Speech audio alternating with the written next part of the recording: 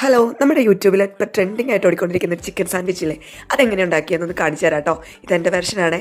അപ്പം ഞാൻ അതിലേക്ക് ചിക്കൻ എടുത്തിട്ടുണ്ട്. അപ്പോൾ ഇത് ഇഡ്ഡലിത്തട്ടിലാണ് ഇത് വെക്കുന്നത്. നമ്മൾ ആവിയായിട്ട് വേവിച്ചെടുക്കുകയാണ്. ഒരു തുള്ളി എണ്ണ പോലും ഇതിൽ ചേർക്കുന്നില്ല. ഇതൊക്കെയാണ് കേട്ടോ അതിൻ്റെ പ്രത്യേകത. നമ്മൾ കാണുന്ന വീഡിയോസിലെല്ലാം ഇതുപോലെ 2 മുട്ടയാണ് അവർ എടുത്തിരിക്കുന്നത്. അതുകൊണ്ട് ഞാൻ 2 മുട്ട എടുത്തിട്ടുണ്ട് കേട്ടോ.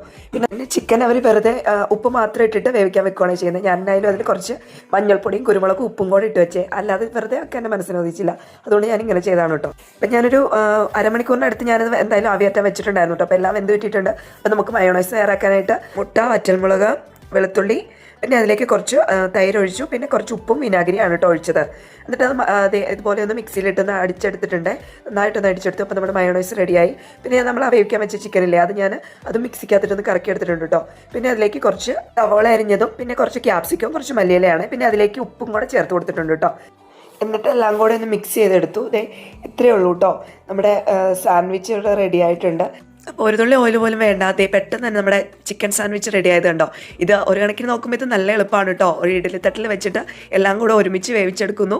ഇത് മയോണൈസൊക്കെ ആക്കി പെട്ടെന്ന് തന്നെ നമുക്ക് തയ്യാറാക്കി എടുക്കാവുന്നതാണ് കേട്ടോ. കുട്ടികൾക്കൊക്കെ ഒരുപാട് ഇഷ്ടപ്പെടുന്നതാണ് കേട്ടോ. ഇനി ഇതിൽ ചിക്കൻ വേവോ എന്നുള്ള ഡൗട്ട് വേണ്ട കേട്ടോ. നന്നായിട്ട് വെന്ത് കിട്ടുവേ. പിന്നെ ഇതിൽ ചിക്കൻ വേവിക്കാൻ വെക്കുമ്പോൾ കുരുമുളകും ഉപ്പും മഞ്ഞൾപ്പൊടിയും കൂടെ ചേർത്തിട്ട് വെക്കുന്നത് തന്നെയാണ് നല്ലതെന്നാണ് കേട്ടോ എനിക്ക് തോന്നിയത്. എൻ്റെ ഒരു അഭിപ്രായം ഞാൻ പറഞ്ഞാണ് കേട്ടോ. പിന്നെ ജലദോഷം കാരണം സ്വരം ചെറുതായിട്ട് അടഞ്ഞായിരിക്കണേ, ഒന്ന് ക്ഷമിക്കണം കേട്ടോ. ഈ റെസിപ്പി ഇഷ്ടമായ സബ്സ്ക്രൈബ് ചെയ്യാനും ലൈക്ക് ചെയ്യാനും മറക്കല്ലേ. താങ്ക്